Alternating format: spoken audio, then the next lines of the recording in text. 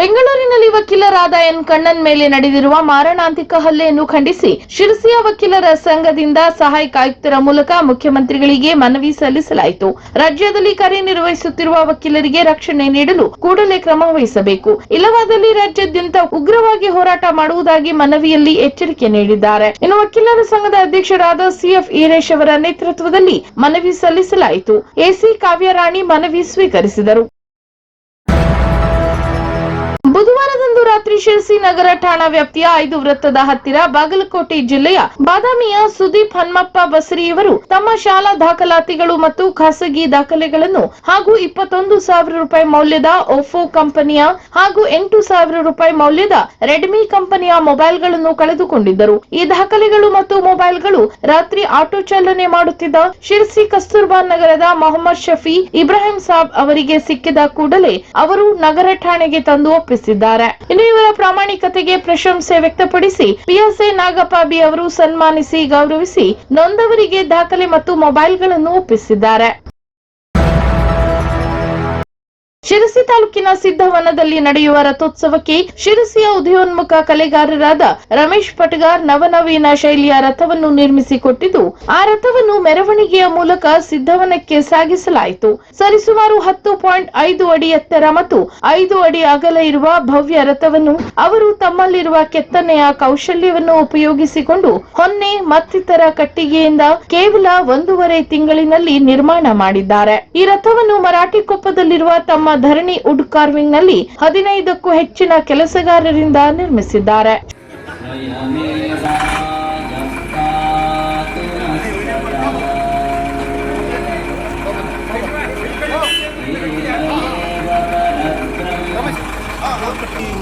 ಆಮೇಲೆ ಶಂಖ ಚಕ್ರದ ಮೇಲ್ಗಡೆದು ಹಾಸಿನನ್ನು ವರ್ಕ್ ಮಾಡಿದ್ದೀವಿ, ಕೈಯಲ್ಲೂ ವರ್ಕ್ ಮಾಡಿದ್ದೀವಿ.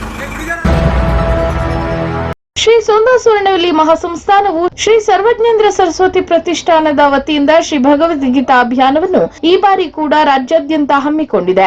ಈ ವರ್ಷದ ಅಭಿಯಾನವು ವಿಜಯಪುರ ಜಿಲ್ಲೆಯ ಕೇಂದ್ರೀಕರಿಸಿ ನಡೆಯುತ್ತಿದೆ. ಗುರುವಾರ ವಿಜಯಪುರದ ಆರ್ಕೆಎಂ ಆಯುರ್ವೇದ ಮಹಾವಿದ್ಯಾಲಯದ ಭಗವದ್ಗೀತೆ ಮತ್ತು ಆಯುರ್ವೇದ ವಿಶೇಷ ಉಪನ್ಯಾಸ ಕಾರ್ಯಾಗಾರ ನೆರವೇರಿತು. ಇನ್ನು ಶ್ರೀ ಭಗವದ್ಗೀತಾ ಅಭಿಯಾನದ ರೂವಾರಿಗಳಾದ ಶ್ರೀಮದ್ ಜಗದ್ಗುರು ಶಂಕರಾಚಾರ್ಯ ಶ್ರೀ ಗಂಗಾಧರೇಂದ್ರ ಸರಸ್ವತಿ ಮಹಾಸ್ವಾಮಿಗಳು ಸಾನ್ನಿಧ್ಯ ನೀಡಿ ಆಶೀರ್ವಚನ ನೀಡಿದರು. ಇನ್ನು ಶ್ರೀ ಕೈವಲ್ಯಮಯಿ ಮಾತಾಜಿ ಅವರು ಕಾರ್ಯಕ್ರಮವನ್ನು ದೀಪ ಬೆಳಗುವುದರ ಮೂಲಕ ಉದ್ಘಾಟಿಸಿದರು. ಉಪನ್ಯಾಸಕರಾಗಿ ಆಗಮಿಸಿದ ಡಾಕ್ಟರ್ ಶ್ರೀನಿವಾಸ್ ಒಡೆಯರ್ ಮತ್ತು ಡಾಕ್ಟರ್ ವಿನಾಯಕ್ ಹೆಬ್ಬಾರ್ ಅವರು ಭಗವದ್ಗೀತೆಯ ಬೆಳಕಿನಲ್ಲಿ ಆಯುರ್ವೇದ ಶಾಸ್ತ್ರದ ಚಿಂತನೆಯನ್ನು ನಿರೂಪಿಸಿದರು. ಅಂತೆಯೇ ಆರ್ಕೆಎಂ ಆಯುರ್ವೇದ ಮಹಾವಿದ್ಯಾಲಯದ ಅಧ್ಯಕ್ಷ ಡಾಕ್ಟರ್ ಲಯನ್ ಶಂಭುಲಿಂಗಯ್ಯ ಕರ್ಪೂರಮಠ್, ಪ್ರಾಚಾರ್ಯ ಡಾಕ್ಟರ್ ಸದಾನಂದ್ ಜಿಗಜಿನಿ, ಅಮಿತ್ ಹೊನ್ಕೆರೆ ಹಾಗೂ ಇತರರು ಉಪಸ್ಥಿತರಿದ್ದರು.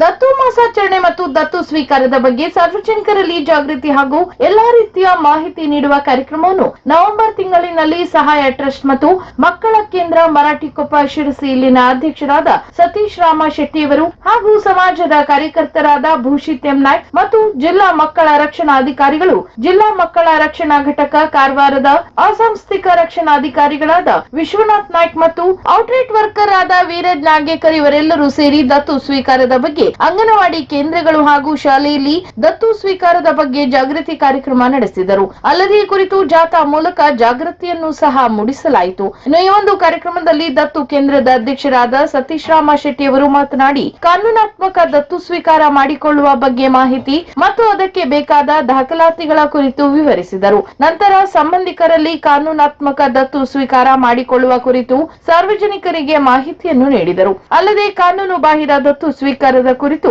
ಎಚ್ಚರಿಕೆ ಮತ್ತು ಅದರಿಂದಾಗುವ ದುಷ್ಪರಿಣಾಮಗಳ ಕುರಿತು ಮಾಹಿತಿ ನೀಡಿದರಲ್ಲದೆ ಮಕ್ಕಳನ್ನು ಎಲ್ಲೆಂದರಲ್ಲಿ ಬಿಟ್ಟು ಹೋಗದೆ ಆಸ್ಪತ್ರೆಗಳಲ್ಲಿ, ಅಂಗನವಾಡಿ ಕೇಂದ್ರಗಳಲ್ಲಿ ಇಟ್ಟಿರುವ ಮಮತೆಯ ತೊಟ್ಟಿಲುಗಳಲ್ಲಿಯೇ ಹಾಕಬೇಕೆಂದು ಮಮತೆಯ ತೊಟ್ಟಿಲ ಕುರಿತು ಮಾಹಿತಿಯನ್ನು ನೀಡಿದರು. ಅಲ್ಲದೆ ಅನಾಥ ಮಕ್ಕಳ ಸಂರಕ್ಷಣೆಯಲ್ಲಿ ಸರ್ಕಾರೇತರ ಸಂಸ್ಥೆಗಳ ಪಾತ್ರ ಹೇಗಿರುತ್ತದೆ ಎಂಬುದನ್ನು ಸಹ ಇದೇ ವೇಳೆ ತಿಳಿಸಿದರು. ಇನ್ನು ಕಾರ್ಯಕ್ರಮದಲ್ಲಿ ವಿಶ್ವನಾಥ್ ನಾಯ್ಕ್ ಅವರು ದತ್ತು ಮಕ್ಕಳನ್ನು ಯಾವ ರೀತಿ ಕಾನೂನಾತ್ಮಕವಾಗಿ ಪಡೆದುಕೊಳ್ಳಬಹುದು ಮತ್ತು ಮಕ್ಕಳಿಗೆ ಸಿಗುವ ಸೌಲಭ್ಯಗಳ ಕುರಿತು ಸಭೆಯಲ್ಲಿ ಸೇರಿದ ಜನರಿಗೆ ತಿಳಿಸಿಕೊಟ್ಟರು. ನಂತರ ಶಾಲೆಯಲ್ಲಿ ವಿದ್ಯಾರ್ಥಿಗಳಿಗೆ ಈ ದತ್ತು ಸ್ವೀಕಾರದ ಬಗ್ಗೆ ಹಾಗೂ ಕಾನೂನು ಬಾಹಿರ ದತ್ತು ಸ್ವೀಕಾರದ ಕುರಿತು ಎಚ್ಚರಿಕೆ ಮತ್ತು ಅದರಿಂದಾಗುವ ದುಷ್ಪರಿಣಾಮಗಳ ಕುರಿತು ಮಾಹಿತಿ ನೀಡಲಾಯಿತು. ಅಲ್ಲದೆ ಮಕ್ಕಳಿಗೆ ಆಗುವ ತೊಂದರೆಗಳಾದ ಬಾಲಕಾರ್ಮಿಕ ಪದ್ಧತಿ, ಬಾಲ್ಯ ವಿವಾಹ, ಭಿಕ್ಷಾಟನೆ, ಮಕ್ಕಳ ಮೇಲಿನ ದೌರ್ಜನ್ಯ ಸೇರಿದಂತೆ ಇನ್ನಿತರ ಸಮಸ್ಯೆಗಳ ಬಗ್ಗೆ ಅರಿವು ಮೂಡಿಸಲಾಯಿತು. ಅಲ್ಲದೆ ಇಂತಹ ಸಮಸ್ಯೆಗಳು ಉಂಟಾದರೆ ಮತ್ತು ಮಕ್ಕಳಿಗೆ ಆಗುವ ಸಮಸ್ಯೆಗಳಿಗೆ ದೂರವಾಣಿ ಸಂಖ್ಯೆ 144499 ಈ ನಂಬರ್ಗೆ ಕರೆ ಮಾಡಿದರೆ ಉಚಿತ ಆಪ್ತ ಸಮಾಲೋಚನೆ ಮಾಡಲಾಗುತ್ತದೆ ಹಾಗೂ ಸಮಸ್ಯೆಗೆ ಪರಿಹಾರ ಒದಗಿಸುವ ಪ್ರಯತ್ನ ಮಾಡಲಾಗುತ್ತದೆ ಎಂದು ತಿಳಿಸಿದರು. ಯಲ್ಲಾಪುರ ಪೊಲೀಸ್ ಠಾಣೆಯಲ್ಲಿ ದಾಖಲಾದ ದರೋಡೆ ಪ್ರಕರಣದಲ್ಲಿ ಆರೋಪಿತರಾದ ಸಲೀಂ ಆದಂ ಮೀರ್ ಮುನಾಫ್, ರವಿ ನಾರಾಯಣ್, ಮೊಹಮ್ಮದ್ ರಿಜ್ವಾನ್ ಮೆಹಬೂಬ್, ಜಾಹಿರುದ್ದೀನ್ ದಸ್ತಗಿರಿ, ಖಾದಿರ್ ಬಾಯ್ ಹಾಗೂ ನಾಗೇಂದ್ರ ಬಾಬು ಇವರನ್ನು ಬಂಧಿಸಿ ಆರೋಪಿತರಿಂದ ನಗದು ಹಣ 25,000 ರೂಪಾಯಿ, ದರೋಡೆಗೆ ಬಳಸಿದ ಸ್ಕೂಟಿ ಮತ್ತು ಮೊಬೈಲ್ಗಳನ್ನು ವಶಪಡಿಸಿಕೊಂಡು ನ್ಯಾಯಾಂಗ ಬಂಧನಕ್ಕೆ ನೀಡಲಾಗಿದೆ. ಇನ್ನು ಪತ್ತೆ ಕಾರ್ಯಾಚರಣೆಯಲ್ಲಿ ಭಾಗಿಯಾದ ಯಲ್ಲಾಪುರ ಪೊಲೀಸ್ ಠಾಣೆ ಅಧಿಕಾರಿ, ಸಿಬ್ಬಂದಿಗಳ ಬಗ್ಗೆ ಮೇಲಾಧಿಕಾರಿಗಳು ಪ್ರಶಂಸೆ ವ್ಯಕ್ತಪಡಿಸಿದ್ದಾರೆ. ರಾಜ್ಯ ರತ್ನ ಪ್ರಶಸ್ತಿ ಪುರಸ್ಕೃತ ಬಾಲು ಮಾಸ್ಟರ್ ಸಾರಥ್ಯದ ನಮ್ಮ ಉತ್ತರ ಕನ್ನಡ ಜಿಲ್ಲೆಯ ಹೆಮ್ಮೆಯ ನೃತ್ಯ ತಂಡ ನಾಟ್ಯಂ ಡಾನ್ಸ್ ಅಕಾಡೆಮಿ ಶಿರಸಿ ಯಶಸ್ವಿಯಾಗಿ 8 ವರ್ಷ ಪೂರೈಸಿದ್ದು ಈಗಾಗಲೇ ರಾಜ್ಯ ರಾಷ್ಟ್ರ ಮಟ್ಟದಲ್ಲಿ ಯಶಸ್ವಿಯಾಗಿ ಕಾರ್ಯಕ್ರಮ ನೀಡುತ್ತಾ ಬಂದಿದ್ದು 9ನೇ ವರ್ಷಕ್ಕೆ ಪಾದಾರ್ಪಣೆಗೊಂಡಿದೆ. ಬಾಲು ಮಾಸ್ಟರ್ ಅವರು ನೃತ್ಯ ಅಲ್ಲದೆ ನಮ್ಮ ಕನ್ನಡ ಚಿತ್ರರಂಗದ ನಟರು ಹೌದು. ಈಗಾಗಲೇ ಅವರು ಹಲವು ಸಿನಿಮಾಗಳಲ್ಲಿ ನಟಿಸಿದ್ದು ಹೆಮ್ಮೆಯ ವಿಷಯ. ಇನ್ನು ಅವರ ನಾಟ್ಯಂ ಡಾನ್ಸ್ ಅಕಾಡೆಮಿ ಶಿರಸಿಯ 8ನೇ ವಾರ್ಷಿಕೋತ್ಸವದ ಪ್ರಯುಕ್ತ ಉತ್ತರ ಕನ್ನಡ ಜಿಲ್ಲೆಯ ಕಲಾವಿದರುಗಳನ್ನು ಒಗ್ಗೂಡಿಸುವ ಪ್ರಯತ್ನದಿಂದ ಆರ್ಟಿಸ್ಟ್ ಪ್ರೀಮಿಯರ್ ಲೀಗ್ ಕ್ರಿಕೆಟ್ ಪಂದ್ಯಾವಳಿ ಶಿರಸಿಯಲ್ಲಿ ಮೊಟ್ಟ ಮೊದಲ ಬಾರಿಗೆ ಆಯೋಜಿಸಿದ್ದಾರೆ. ಇದೇ ಬರುವ ನವೆಂಬರ್ 24 ರವಿವಾರದಂದು ಶಿರಸಿಯ ಶ್ರೀ ಮಾರಿಕಾಂಬ ಜಿಲ್ಲಾ ಕ್ರೀಡಾಂಗಣದಲ್ಲಿ ಪಂದ್ಯಾವಳಿ ನಡೆಯಲಿದೆ. ಇನ್ನು ಈ ಪಂದ್ಯಾವಳಿಯನ್ನು ಶಿರಸಿ ಸಿದ್ದಾಪುರ ಕ್ಷೇತ್ರದ ಶಾಸಕರಾದ ಭೀಮಣ್ಣ ನಾಯ್ಕ ಅವರ ಪುತ್ರ ಅಶ್ವಿನ್ ಭೀಮಣ್ಣ ಅವರು ಉದ್ಘಾಟನೆ ನೆರವೇರಿಸಲಿದ್ದು ಹಾಗೂ ವಿಶೇಷ ಅತಿಥಿಗಳಾಗಿ ಮತ್ತು ಉದ್ಘಾಟನೆ ನೆರವೇರಿಸಲು ಡಾಕ್ಟರ್ ಶ್ರೀ ಅಜಿತ್ ಜಿ ವೇದರ್ಶಿ ಸತ್ಸಂಗ ಬೆಂಗಳೂರಿಯವರು ಆಗಮಿಸಲಿದ್ದಾರೆ ಹಾಗೂ ಬಾಗಲಕೋಟೆ ಜಿಲ್ಲೆಯ ಇಳಕಲ್ ತಾಲೂಕಿನ ಸಮಾಜ ಸೇವಕರು ಮತ್ತು ಬಾಲು ಮಾಸ್ಟರ್ ರ ಆತ್ಮೀಯರಾದ ಮಲ್ಲಯ್ಯ ಲಕ್ಕುಂಡಿಯವರು ಸಹ ಆಗಮಿಸಲಿದ್ದಾರೆ ಹಾಗೂ ಕನ್ನಡ ಕದಂಬ ಜಿಲ್ಲೆ ಹೋರಾಟ ಸಮಿತಿ ಅಧ್ಯಕ್ಷರಾದ ಅನಂತಮೂರ್ತಿ ಹೆಗಡೆ ಅವರು ಕೂಡ ಮುಖ್ಯ ಅತಿಥಿಗಳಾಗಿ ಈ ಸಂದರ್ಭದಲ್ಲಿ ಉಪಸ್ಥಿತರಿರಲಿದ್ದಾರೆ. ಕಾರಣ ಈ ಒಂದು ಕಾರ್ಯಕ್ರಮಕ್ಕೆ ಎಲ್ಲರೂ ಬಂದು ಸಹಕರಿಸಿ ಪ್ರೋತ್ಸಾಹಿಸಬೇಕಾಗಿ ಬಾಲು ಮಾಸ್ಟರ್ ಈ ಮೂಲಕ ವಿನಂತಿಸಿದ್ದಾರೆ. ಅರಣ್ಯಾವಲಂಬಿ ಜನರು ಜೇನು ಉತ್ಪನ್ನ ಸೇರಿದಂತೆ ಉಪವನಗಳ ಉತ್ಪನ್ನಗಳನ್ನು ವ್ಯವಸ್ಥಿತ ರೀತಿಯಲ್ಲಿ ಸಂಗ್ರಹಿಸುವುದರಿಂದ ಸುಸ್ಥಿರ ಅಭಿವೃದ್ಧಿ ಸಾಧ್ಯ ಎಂದು ವಿಧಾನ ಪರಿಷತ್ ಸದಸ್ಯ ಶಾಂತಾರಾಮ್ ಸಿದ್ದಿ ತಿಳಿಸಿದರು. ಅವರು ಬೇಕೆ ಮಠದ ಶ್ರೀ ಚರಣದಲ್ಲಿ ನಡೆದ ಜೇನು ಮತ್ತು ಉಪವನ ಉತ್ಪನ್ನಗಳ ಸಂರಕ್ಷಣೆ ಮತ್ತು ಮಾರಾಟ ಕುರಿತಾದ ಕಾರ್ಯಾಗಾರ ಉದ್ಘಾಟಿಸಿ ಮಾತನಾಡಿದರು. ಇನ್ನು ಉಪವನ ಉತ್ಪನ್ನಗಳನ್ನು ಸುಧಾರಿತ ಮಾದರಿಯಲ್ಲಿ ಮೌಲ್ಯವರ್ಧನೆ ಸಂರಕ್ಷಣೆ ಮಾಡುವುದರಿಂದ ಪರಿಸರ ಸ್ನೇಹಿಯಾಗಿ ಅನುಕೂಲ ಎಂದರು. ನಂತರ ತಾಲೂಕಾ ಪಂಚಾಯತ್ ಇಒ ಸತೀಶ್ ಹೆಗಡೆ ಮಾತನಾಡಿ ಜೀವ ವೈವಿಧ್ಯತೆಯ ಉಳಿವು ಇಂದಿನ ಅಗತ್ಯವಾಗಿದೆ. ಜೇನು ಸಂಕುಲ ಅವನತಿ ಹೊಂದಿದ್ದಲ್ಲಿ ಇಳುವರಿ ಕಡಿಮೆಯಾಗಿ ರೈತರ ಬಾಳು ಇನ್ನಷ್ಟು ದುಸ್ತರವಾಗಲಿದೆ. ಆದ ಕಾರಣ ಕಾಡಿನ ಉಳಿವು ಮತ್ತು ಜೇನಿನ ಉಳಿವಿಗೆ ಒಟ್ಟಾಗಿ ಕೆಲಸ ಮಾಡಬೇಕು ಎಂದರು. ಇನ್ನು ಪರಿಸರ ತಜ್ಞ ಡಾಕ್ಟರ್ ನರಸಿಂಹ ಹೆಗಡೆ ವಾನಳ್ಳಿ ಕಾರ್ಯಾಗಾರದ ರೂಪುರೇಷೆ ಮತ್ತು ಉದ್ದೇಶವನ್ನು ವಿವರಿಸಿ ಸ್ಥಳೀಯ ಜೇನಿನ ತಳಿಗಳು, ಉಪವನ ಉತ್ಪನ್ನಗಳ ಪ್ರಭೇದಗಳು, ಅವುಗಳ ಸ್ಥಿತಿಗತಿ, ವೈಜ್ಞಾನಿಕ ಸಂಗ್ರಹಣಾ ಪದ್ಧತಿ, ಸಹಭಾಗಿತ್ವದಲ್ಲಿ ಸಂರಕ್ಷಣೆಯ ಮಾರ್ಗೋಪಾಯಗಳು, ಜಾಗತಿಕ ಹವಾಗುಣ ವೈಪರೀತ್ಯ ಕಾರಣದಿಂದ ಪರಾಗಸ್ಪರ್ಶ ಕ್ರಿಯೆಯಲ್ಲಿ ನೆರವಾಗುವ ಕೀಟಗಳ ಮೇಲಿನ ದುಷ್ಪರಿಣಾಮಗಳು, ಜೇನು ಕಾಡಿನ ನಿರ್ಮಾಣ ಇವುಗಳ ಬಗ್ಗೆ ತಿಳಿಸಿದರು. ಇನ್ನು ಹೆಜ್ಜೆನು ಪಡೆ ಮರಗಳ ಮತ್ತು ಅವುಗಳ ಗುಣಲಕ್ಷಣ, ಪರಾಗ ಮಕರಂದ ನೀಡುವ ಸಸ್ಯ ಪ್ರಭೇದಗಳ ಯಾದಿ, ಅಗತ್ಯವಾಗಿ ನೆಟ್ಟು ಬೆಳೆಸಬೇಕಾದ ಪ್ರಭೇದಗಳು, ಸಂಸ್ಕರಣೆ, ಮೌಲ್ಯವರ್ಧನೆ ಮತ್ತು ಮಾರಾಟಕ್ಕೆ ಯೋಗ್ಯ ಉತ್ಪನ್ನಗಳು ಹಾಗೂ ಮುಂದಿನ ದಿನಗಳಲ್ಲಿ ಸ್ಥಾನಿಕ ಜನರೊಟ್ಟಿಗೆ ರಕ್ಷಿಸಿಕೊಂಡು ಹೋಗುವ ಪರಿ ಇವುಗಳ ಕುರಿತು ವಿಸ್ತೃತ ಚರ್ಚೆ ನಡೆಯಿತು. ಇನ್ನು ಜೇನು ಸಾಕಣೆ ಪರಿಕರಗಳನ್ನು ಫಲಾನುಭವಿಗಳಿಗೆ ವಿತರಿಸಲಾಯಿತು. ನಂತರ ಪೂರ್ಣ ಪಶ್ಚಿಮ ಘಟ್ಟ ರೈತೋತ್ಪಾದಕ ಕಂಪನಿಯ ವಿವಿಧ ಉತ್ಪನ್ನಗಳು, ಅದರಲ್ಲೂ ಪರಿಸರ ಕಾಳಜಿ ಮತ್ತು ವನ್ಯಜೀವಿ ಸಂರಕ್ಷಣೆಯ ಮಹತ್ವ ಸಾರುವ ಟಿ ಶರ್ಟ್ ಅನಾವರಣವಾಯಿತು. ಇನ್ನು ಶಿರ್ಗಾಂವ್ ಕರೆ ಒಕ್ಕಲು ಮಹಿಳೆಯರು, ವಾನಳ್ಳಿಯ ನಾರಿ ಶಕ್ತಿ ತಂಡ, ಕಕ್ಕಳಿಯ ಸಂಘದವರು, ಕಾನ್ಬಾಗಿಲು, ಕುಪ್ಕಳಿ, ಸಂಪಿಗೆ ಮನೆ ತಂಡದವರಿಂದ ಕೋಲಾಟ, ಕೊಳಲಾಟ, ಧಮಾಮಿ ಮುಂತಾದ ಜನಪದ ಕಲೆಗಳು ಇದೇ ವೇಳೆ ಪ್ರದರ್ಶನಗೊಂಡವು. ಜೊತೆಯಲ್ಲಿ ಬೆಂಗಳೂರಿನ ಕಲಾಂಶು ನೃತ್ಯ ಕಲಾ ಕಲಾವಿದರು ವಿದುಷಿ ಸುಪ್ರಿಯಾ ಹರಿಪ್ರಸಾದ್ ಅವರ ಪರಿಕಲ್ಪನೆ ಮತ್ತು ಮಾರ್ಗದರ್ಶನದಲ್ಲಿ ಜೈನಿನ ಕುರಿತ ನೃತ್ಯ ರೂಪಕವನ್ನು ಅತ್ಯಂತ ಮನಮೋಹಕವಾಗಿ ಪ್ರದರ್ಶಿಸಿದರು. ಇನ್ನು ದತ್ತಾತ್ರೇಯ ವೈದ್ಯ, ಮಂಜುನಾಥ್ ಭಟ್ ಆರೇಕಟ್ಟ, ಎನ್ಎಸ್ ಹೆಗಡೆ, ಬೆಳ್ಳುಗೌಡ ಸಂಪಿಗೆ ಮನೆ, ಪದ್ಮನಾಭ್ ಬೇಕೆಮಠ, ಮಿಯಾಟ್ಸ್ ಮುಖ್ಯಸ್ಥ ಎಂಎಲ್ ಹೆಗಡೆ ಈ ವೇಳೆ ಮಾತನಾಡಿದರು. ಇನ್ನು ಗೌರೀಶ್ ಮತ್ತು ಆನಂದ್ ಹೆಗಡೆ ಈ ವೇಳೆ ಉಪಸ್ಥಿತರಿದ್ದರು. ಅಲ್ಲದೆ ಕರ್ನಾಟಕ ಜೀವ ವೈವಿಧ್ಯ ಮಂಡಳಿ, ಮಿಯಾಟ್ ಶಿರ್ಸಿ, ಕಕ್ಕಳಿ ಗ್ರಾಮ ಅರಣ್ಯ ಸಮಿತಿ, ಪರ್ಣ ಪಶ್ಚಿಮ ಘಟ್ಟ ರೈತೋತ್ಪಾದಕ ಕಂಪನಿ, ಸ್ನೇಹಕುಂಜ ಕಾಸರಗೋಡು ಮತ್ತು ದೇಶಿಕಾ ಪರಿವಾರ ಟ್ರಸ್ಟ್ ಕಾಗೇರಿ ಇವು ಜಂಟಿಯಾಗಿ ಕಾರ್ಯಕ್ರಮವನ್ನು ಸಂಘಟಿಸಿದ್ದವು. ಕರೆ ಒಕ್ಕಲು ಮತ್ತು ಸಿದ್ದಿಗಳು ಸೇರಿದಂತೆ 100ಕ್ಕೂ ಅಧಿಕ ವನವಾಸಿ ಜನರು ಈ ಒಂದು ಕಾರ್ಯಕ್ರಮದಲ್ಲಿ ಭಾಗವಹಿಸಿದ್ದರು. ಶಿರಸಿನಗರ ಪೊಲೀಸ್ ಠಾಣಾ ವ್ಯಾಪ್ತಿಯ ಸಿಎಂಸಿ ಕಾಂಪ್ಲೆಕ್ಸ್ ಹತ್ತಿರ ನಿರಾಶ್ರಿತರಾಗಿ ವಾಸವಿದ್ದ ಅನಾರೋಗ್ಯ ಪೀಡಿತ ರವಿ ನಾರಾಯಣ್ ಗಾಂವ್ಕರ್ ಮತ್ತು ಜ್ಯೋತಿ ರವಿ ಗಾಂವ್ಕರ್ ಪಡ್ತಿಗಲ್ಲಿ ಇವರನ್ನು ಸಿದ್ದಾಪುರ ಮುಗದೂರಿನ ಪುನೀತ್ ರಾಜ್ಕುಮಾರ್ ಆಶ್ರಯಧಾಮಕ್ಕೆ ಸೇರಿಸಿ ಪಿಎಸ್ಐ ನಾಗಪ್ಪ ಹಾಗೂ ಸಿಬ್ಬಂದಿಗಳು ಮಾನವೀಯತೆಯನ್ನು ಮೆರೆದರು. ಇವರ ಈ ಕಾರ್ಯಕ್ಕೆ ಸಾರ್ವಜನಿಕರಿಂದ ಮೆಚ್ಚುಗೆ ವ್ಯಕ್ತವಾಗಿದೆ.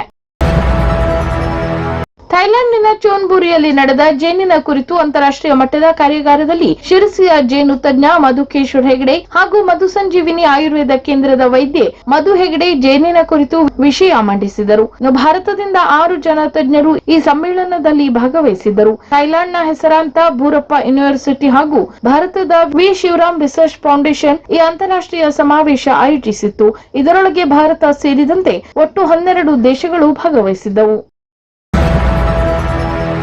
ಭಟ್ಕಳ ತಾಲೂಕಿನ ವಿವಿಧೆಡೆ ಬುಧವಾರದಂದು ಖಾಸಗಿ ಕ್ಲಿನಿಕ್ಗಳ ಮೇಲೆ ದಿಢೀರ್ ದಾಳಿ ಮಾಡಿದ ರಾಜ್ಯ ಕೆಇಎಂಇ ಕಾಯ್ದೆಯ ಜಿಲ್ಲಾ ನೋಡಲ್ ಅಧಿಕಾರಿ ಹಾಗೂ ಅವರ ತಂಡದಿಂದ 1 ಕ್ಲಿನಿಕ್ ಜಪ್ತಿ ಮಾಡಿದ್ದು, ಇನ್ನುಳಿದ 2 ಖಾಸಗಿ ಕ್ಲಿನಿಕ್ ವೈದ್ಯರಿಗೆ ನೋಟಿಸ್ ನೀಡಲಾಗಿದೆ. ಕರ್ನಾಟಕ ರಾಜ್ಯ ಖಾಸಗಿ ವೈದ್ಯಕೀಯ ಸ್ಥಾಪನೆ ಕಾಯ್ದೆ ನೋಡಲ್ ಅಧಿಕಾರಿ ಡಾಕ್ಟರ್ ಅನ್ನಪೂರ್ಣ ವಸ್ತ್ರದ ನೇತೃತ್ವದ ತಂಡವು ಭಟ್ಕಳ ಖಾಸಗಿ ಕ್ಲಿನಿಕ್ ವೈದ್ಯರುಗಳ ಕುರಿತಾಗಿ ಗುಪ್ತ ಕಾರ್ಯಾಚರಣೆಗಿಳಿದಿದ್ದು, ಬುಧವಾರದಂದು ನೇರವಾಗಿ ತಾಲೂಕು ಆಸ್ಪತ್ರೆಗೆ ಭೇಟಿ ನೀಡಿ ಯಾವುದೇ ಮಾಹಿತಿ ನೀಡದೆ ಭಟ್ಕಳ ತಾಲೂಕು ಆರೋಗ್ಯಾಧಿಕಾರಿ, ಆಸ್ಪತ್ರೆಯ ಆಡಳಿತ ವೈದ್ಯಾಧಿಕಾರಿ ಡಾಕ್ಟರ್ ಸವಿತಾ ಕಾಮತ್ ಹಾಗೂ ಅವರ ತಂಡದೊಂದಿಗೆ ಕ್ಲಿನಿಕ್ಗಳ ಭೇಟಿಗೆ ತೆರಳಿ ಪರಿಶೀಲನೆ ನಡೆಸಿದ್ದಾರೆ. ಮೊದಲು ಇಲ್ಲಿನ ಪೇಟೆ ಹನುಮಂತ ದೇವಸ್ಥಾನದ ಸಮೀಪದ ಗಂಡು ಮಕ್ಕಳ ಶಾಲೆಯ ಪಕ್ಕದ ರಂಜನ್ ಕ್ಲಿನಿಕ್, ಡಾಕ್ಟರ್ ವಿವೇಕ್ ಭಟ್ ಅವರ ಕ್ಲಿನಿಕ್ಗಳ ಮೇಲೆ ದಾಳಿ ನಡೆಸಿದ ವೇಳೆ ಅವರ ಬಳಿ ಇದ್ದ ದಾಖಲೆಗಳ ಪರಿಶೀಲನೆ ನಡೆಸಿದರು. ಈ ವೇಳೆ ಯಾವುದೇ ದಾಖಲೆ ಮತ್ತು ಸಂಬಂಧಿತ ಡಿಗ್ರಿಯೂ ಇಲ್ಲದ ಕಾರಣ ಅವರ ಕ್ಲಿನಿಕ್ ಅನ್ನು ಸ್ಥಳದಲ್ಲೇ ಜಪ್ತಿ ಮಾಡಲಾಯಿತು. ನಂತರ ಸರ್ಪನಕಟ್ಟೆಯಲ್ಲಿನ ಶ್ರೀ ದುರ್ಗಾ ಕ್ಲಿನಿಕ್ಗೆ ತೆರಳಿದ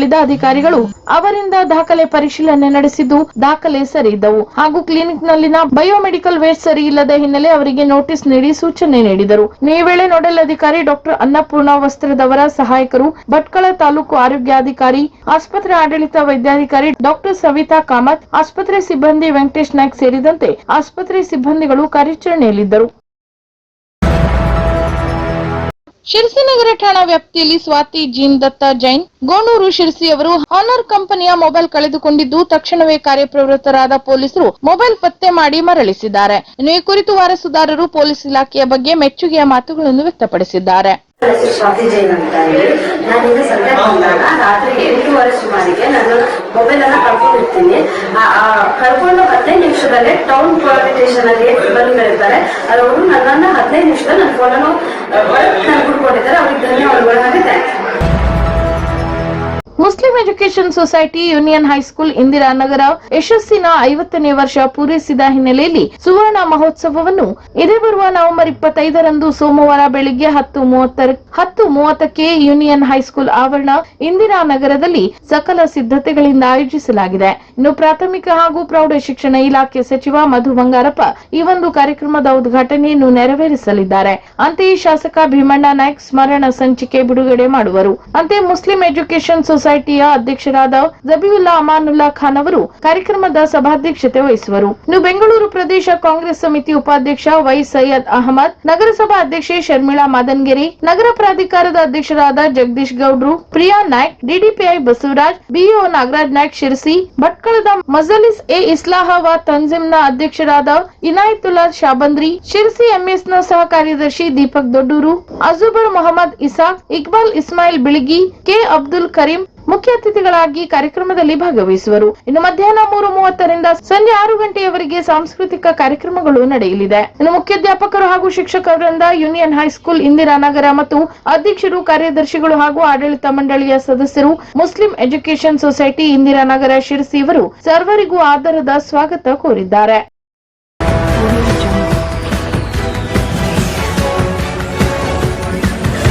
Audio